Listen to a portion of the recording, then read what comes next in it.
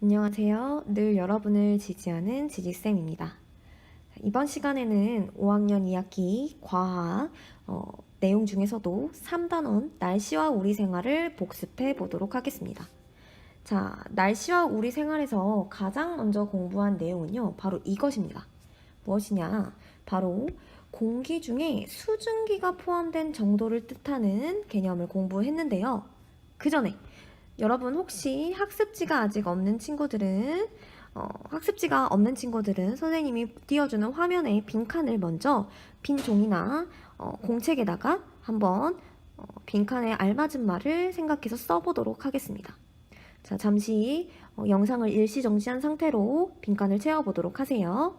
학습지가 있는 친구들은 학습지에 빈칸을 채운 상태로 기다려 주도록 합니다. 네, 여러분 모두 빈칸을 채워보았나요? 그러면 선생님과 함께 이어서 공부를 해보도록 할게요. 그래서 여러분, 날씨와 우리 생활에서는 공기 중에 수증기가 포함된 정도를 먼저 공부했는데요. 그게 바로 무엇이었죠? 여러분 초성을 보니까 기억이 나나요? 그쵸, 바로 습도였습니다. 습도. 그래서 습도란 공기 중에 수증기가 포함된 정도를 뜻한다 라고 이야기했었죠. 그래서 여러분, 공기 중에 수증기의 양이 많으면 우리는 그것을 습도가 높다라고 이야기했고요.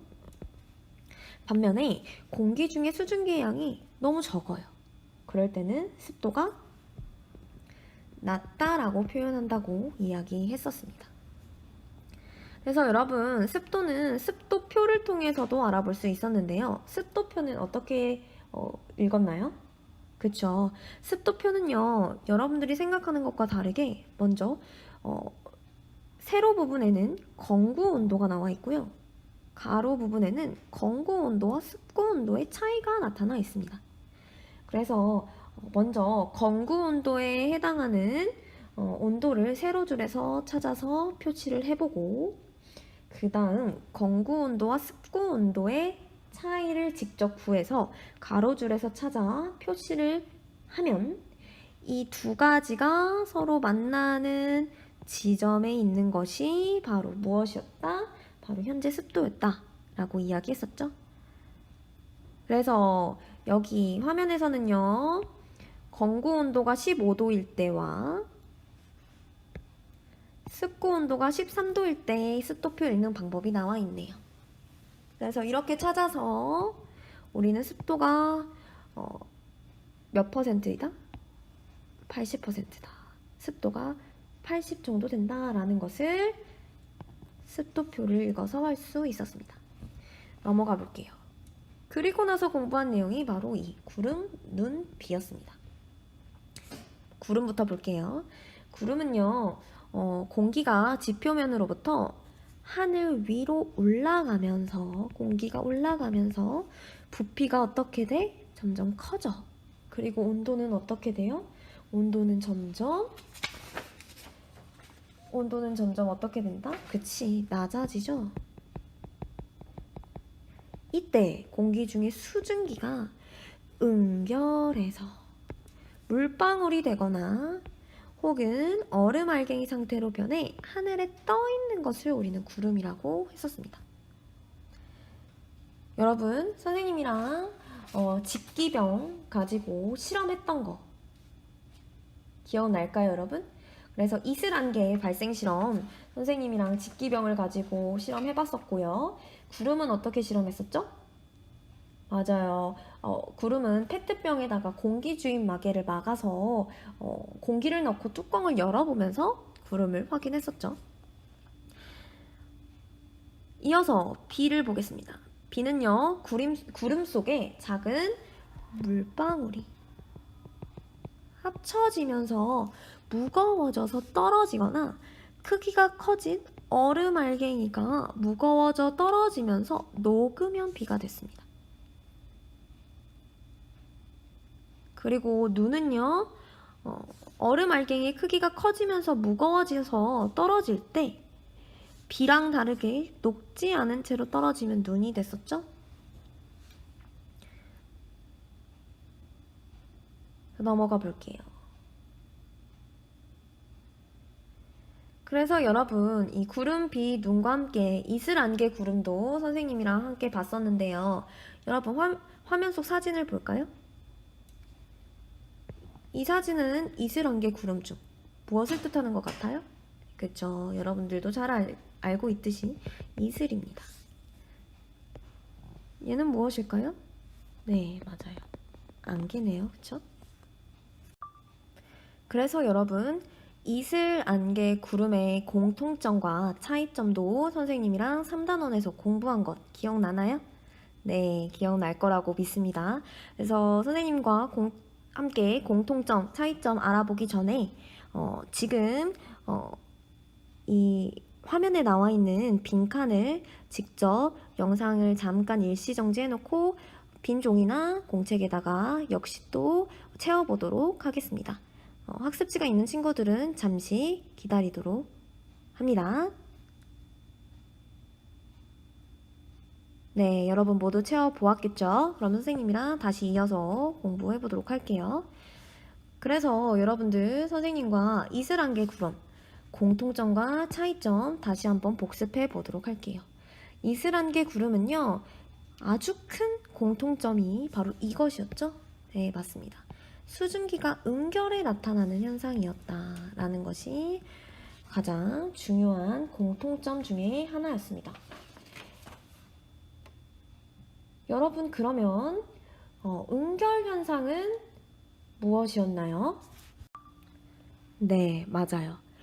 은결 현상이란 공기 중의 수증기가 물방울로 변하는 현상을 우리는 은결 현상이다 라고 이야기했었죠.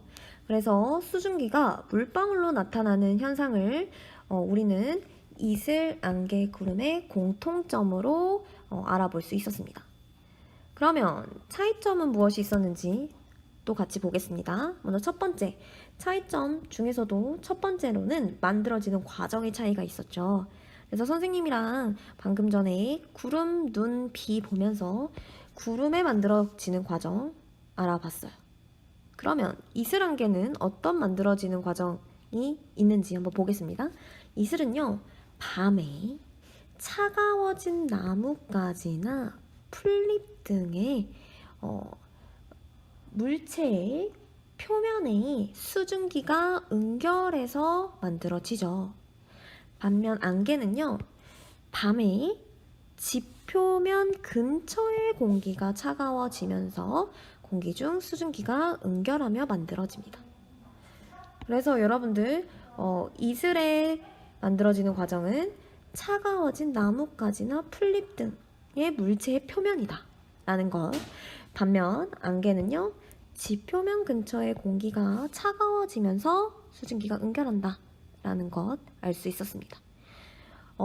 이와 다르게 구름은 어땠냐면요, 구름은 공기가 위로 올라가 차가워지면서 응결하거나 얼음 알갱이로 변하는 현상이었어요.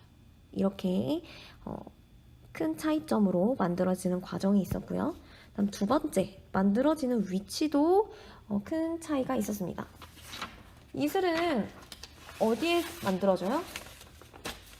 네, 맞아요. 선생님이 아까도 이야기했듯이 나뭇가지나 풀잎 등 물체의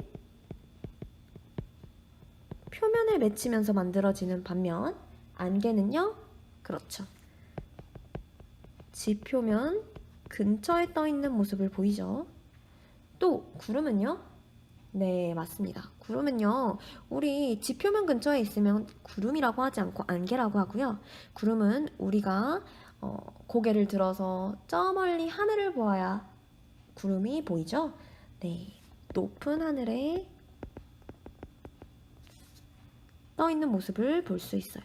이렇게 선생님과 함께 이슬, 안개, 구름의 공통점과 차이점까지 알아보았습니다. 그리고 나서 공부한 게 바로 공기의 무게예요. 여러분, 공기에도 무게가 있었죠.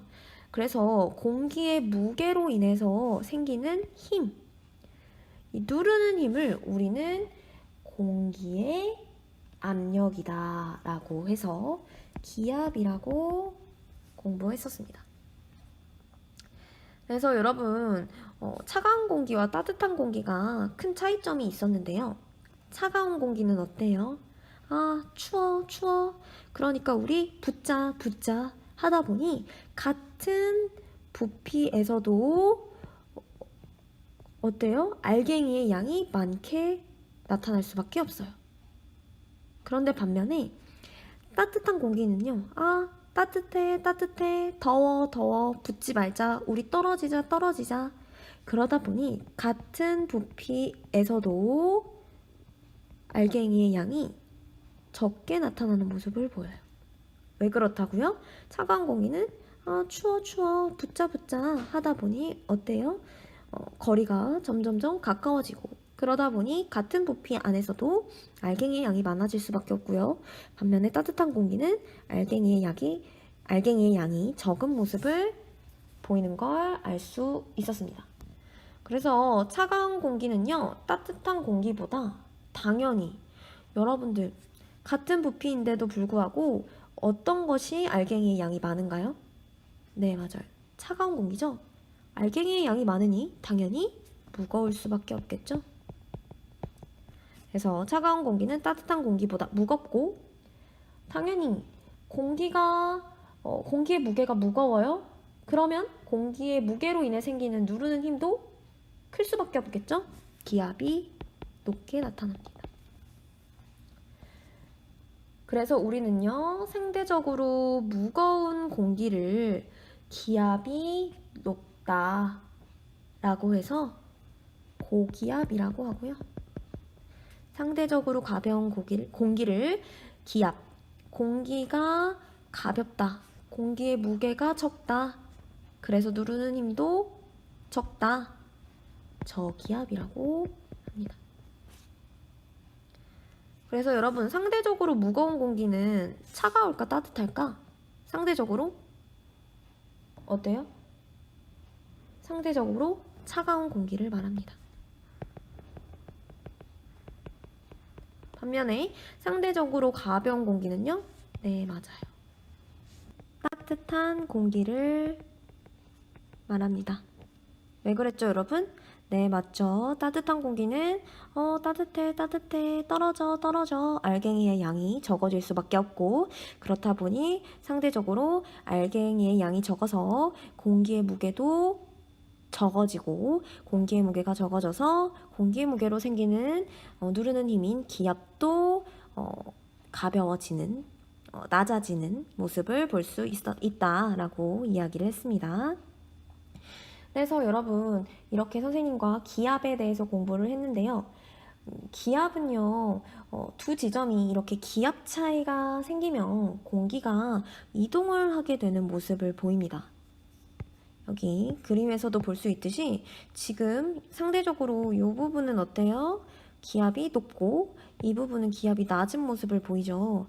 이럴 때 이렇게 기압 차이가 날 경우 기압 차이가 생기면 공기는요, 고기압에서 저기압으로 이동합니다. 이렇게 기압 차이로 인해 공기가 이동하는 것을 우리는 무엇이라고 하느냐? 바로 여러분이 잘 아는 바람입니다. 바람은 기압 차이로 인해 공기가 고기압에서 저기압으로 이동하는 것을 뜻한다라는 것까지 알아봤었습니다. 여러분, 공기는 저기압에서 고기압으로 이동하는 모습은 보이지 않아요. 늘 고기압에서 저기압으로 이동하는 모습 보인다라는 것까지 알아두도록 합니다. 넘어가 볼게요. 자, 이제 넘어가 보도록 하겠습니다. 자, 그리고 나서 공부한 내용이 바로 지면과 수면의 하루 동안 온도 변화였죠? 여러분들, 선생님이 그림을 올려놓았는데 이 그림 보니까 선생님이랑 같이 공부한 영상이 기억나나요? 네, 전등을 켰을 때 모래가 온도가 어떻게 변하는지, 또 물의 온도는 어떻게 변하는지 실험을 통해서 알아봤었죠. 그때 전등을 켜면 모래는 빨리 데워지고 물은 천천히 데워지는 모습을 볼 수 있었고요. 반면에 전등을 끄면 모래는 빨리 식고 물은 천천히 식는 모습을 볼 수 있었습니다. 이 실험을 통해서 우리는 무엇을 알 수 있었다? 바로 그쵸? 낮과 밤의 지면과 수면의 온도 변화를 알 수 있었죠? 그래서 낮에는 햇빛이 있기 때문에 그렇다 보니까 지면의 온도가 수면보다 빨리 데워지는 모습을 볼 수 있었어요. 이렇게 빨리 데워지는 모습을 볼 수 있었죠. 그러니까 수면은 어때요? 천천히 데워지는 모습을 보이기 때문에 이렇게 천천히 올라가는 모습을 보였습니다. 그래서 낮에는 지면의 온도가 수면의 온도보다 높은 것을 볼 수 있었고요. 반면 밤에는 햇빛이 없고, 그쵸? 햇빛이 없고 쌀쌀한 온도 덕분에 지면이 수면보다 빠르게 식었죠? 빠르게 식는 모습 이렇게 볼 수 있어요. 반면에 수면은 어때요? 천천히 식는 모습을 볼 수 있습니다. 그래서 밤에는 오히려 또 반대로 수면의 온도가 지면의 온도보다 높은 모습을 볼 수 있었어요. 그리고 공부한 게 바로 바닷가에서 낮과 밤에 부는 바람의 방향이었습니다. 향연기 이동 방향을 통해서도 알아봤듯이 낮에는 지면, 수면의 하루 동안 온도 변화와 마찬가지로 육지가 바다보다 온도가 높고 밤에는 바다가 육지보다 온도가 높은 모습을 볼 수 있었어요. 그쵸? 따라서 낮에는 어디가 온도가 높다? 여기가 온도가 높아요. 온도가 여기가 높아. 그리고 바다가 온도가 낮아. 그러면 여러분 기압을 생각해 봅시다. 온도가 높다는 건 따뜻하다는 소리야. 따뜻해, 더워, 떨어져. 알갱이의 양이 적어져. 그쵸? 알갱이의 양이 적다 보니까 누르는 힘인 압력도 적어질 수밖에 없죠. 그래서 여기 육지가 어떻게 된다? 저기압이 되고 바다가 고기압이 됩니다. 그러면 선생님이 아까도 이야기했듯이 바람은 고기압에서 저기압으로 분다고 했기 때문에 바람의 방향이 바다 쪽에서 육지 쪽으로 불 수밖에 없겠죠. 따라서 낮에는 어디 위가 고기압? 그렇죠. 바다 위가 고기압. 밤에는 어때요? 밤에는요, 온도 어디가 높나요? 네. 밤에는 천천히 식는 바다가 온도가 높았죠? 육지는 온도가 낮고요. 그러니 온도가 높은 바다가 저기압, 온도가 낮은 육지가 고기압이 되었습니다. 네, 선생님이 계속해서 강조하지만 바람의 방향은 고기압에서 저기압. 그렇다 보니 밤에는 어디 위가 고기압이 돼요? 그렇죠. 육지 위가 고기압이 되어 바람의 방향이 바뀌는 모습을 볼 수 있었습니다. 그래서 여러분, 낮에 바다에서 육지로 부는 바람을 우리는 바다에서 육지로 분다 라고 이야기해서 바다 해자를 따서 해풍. 밤에 육지에서 바다로 바람이 분다 라고 해서 또 육지에 육자를 따서 육풍 이라고 불렀죠. 그래서 낮에 부는 바람은 무엇이다? 바다에서부터 쭉쭉쭉 육지로 분다. 해풍. 밤은요, 육지에서부터 바다로 쭉쭉쭉 바람이 분다. 육풍. 이었습니다. 그리고 마지막으로 공부한 내용이 바로 우리나라 계절별 날씨에 영향을 미치는 공기 덩어리의 성질이었죠. 공기 덩어리는요, 한 지역에 오랫동안 머물게 되면 그 지역의 온도나 습도와 성질이 비슷해지는 경향을 띄었습니다. 그래서 여러분, 차가운 대륙 위에 머물면 차갑고 건조한 공기 덩어리가, 따뜻한 곳에 머물면 따뜻한 곳에 영향을 받아 따뜻하고 습한 공기 덩어리가 생겼습니다. 우리나라는요, 다른 나라와 다르게 사계절을 갖죠. 이 우리나라의 사계절에 영향을 끼치는 공기 덩어리들은 선생님이 그림에서도 보여주다시피 여기, 그리고 여기에서 각각의 시기에 맞게 차갑고 건조한 공기 덩어리, 그리고 따뜻하고 건조한 공기 덩어리, 또 따뜻하고 습한 공기 덩어리들이 우리나라에 오게 되면서, 이동해 오면서 이 공기 덩어리의 영향을 받아 우리나라가 이렇게 사계절의 모습을 띈다라는 것까지 3단원에서 공부했습니다. 자, 그래서 3단원에서는 여러 가지 다양한 날씨와 관련한 여러 가지 다양한 내용들을 선생님이랑 공부해 보았습니다.